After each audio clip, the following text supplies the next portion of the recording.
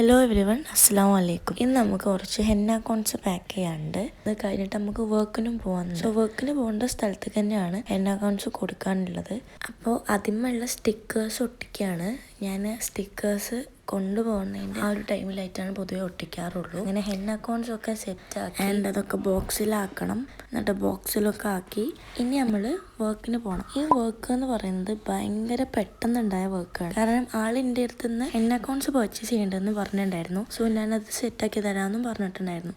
അന്ന് അഥവാ henna cons കൊടുക്കേണ്ട അന്ന് മോർണിംഗോ അതോ തലേന്ന് രാവിലെ എങ്ങനെയാണോ എന്തായാലും എനിക്ക് മെസ്സേജ് അയക്കുന്നത്. ഞാൻ കാണുന്നത് എന്തായാലും മോർണിംഗ് ആണ്. പെട്ടെന്ന് വെച്ചിട്ടാണ് അത് കൺഫേം ആയതും പോകുന്നതൊക്കെ. എനിവേ എനിക്ക് എന്തായാലും ഇഷ്ടമാണ് ഇങ്ങനെ പെട്ടെന്ന് വർക്ക് എടുക്കുന്നതും പോകുന്നതും.